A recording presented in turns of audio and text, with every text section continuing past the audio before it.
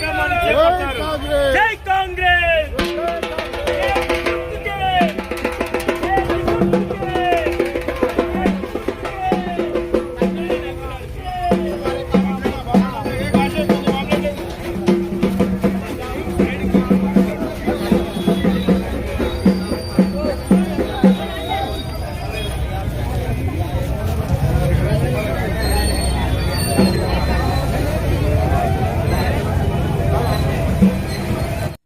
అమ్మా నమస్తే అమ్మా. నమస్తే అండి. మీ పేరు? నా పేరు లక్ష్మి.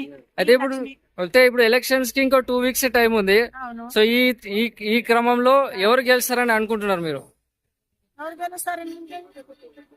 టీఆర్ఎస్ వాళ్ళు ఎన్నో చెప్తుంటారు, అవన్నీ వినొద్దు. కాంగ్రెస్ పక్కా వచ్చేది. కాంగ్రెస్ మాకు వచ్చేది. అయితే బీఆర్ఎస్ వాళ్ళు ఏమంటున్నారంటే ఈసారి కాంగ్రెస్ పాలన ఏం బాగాలేదు, అటర్ ఫ్లాప్ అయింది. ఈసారి భయపడుతున్నారు, వణుకు పుడుతుంది వాళ్ళకు. ఈసారి వచ్చేది పక్కా బీఆర్ఎస్. మాగంటి సునీత 30,000 మెజారిటీతో గెలుస్తామంటున్నారు. మీరేమంటారు? నిద్రలో కలగన్నారంటున్నా వాళ్ళు. కలగన్నారేమో మరి. పాపం అదే కాంగ్రెస్ తర్వాత వాళ్ళు నిద్రలో కలలు వస్తుంటాయి. ఇంకా అదే విధంగా ఏదైతే నవీన్ ఎవరు రారు. నవీనే వచ్చేదే. నవీన్ యాదవ్ గత 2 సార్లు పోటీ చేసి ఓడిపోయినారు.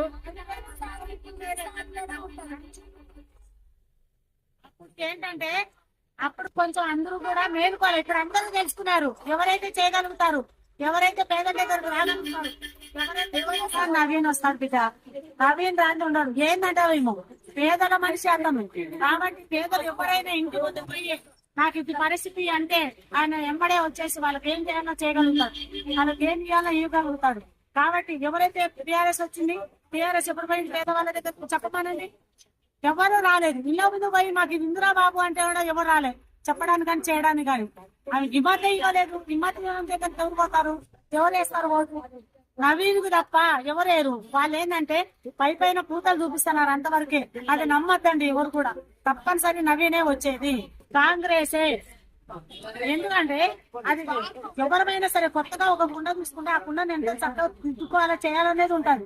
అట్లా మనకు తీసుకున్నాడు. ఇప్పుడు ప్రభుత్వంలో ఉన్నాడంటే సీఎం ఆయన కూడా అన్ని చూసుకుంటున్నాడు. ఎవరైతే చేస్తారు, ఎవరైతే చేయలేరు అని తెలియదే ఇచ్చినాడా? అది నేను చెప్తున్నాను. కంపల్సరీ వచ్చేదే నవీను. వాళ్ళు ఏమన్నా ఇద్దరు అవని ఎవరైనా జెండాలు పెట్టుకొని తిరగని, వాళ్ళ కళలు కానని ఏమన్నా చేసుకోండి. ఆ వచ్చిన రోజంతా ఏం చేస్తారో చూద్దాం. నవీన్ వచ్చిన తర్వాత జై కాంగ్రెస్, జై కాంగ్రెస్, జై కాంగ్రెస్.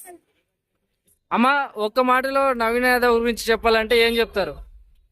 అందరి మనసులలో కుండ నిలబడిపోయినాడు నవీన్. అందరి కుండలో నిలబడిపోయినాడు. అది గ్యారెంటీ చెప్పగలను. జై కాంగ్రెస్, జై కాంగ్రెస్.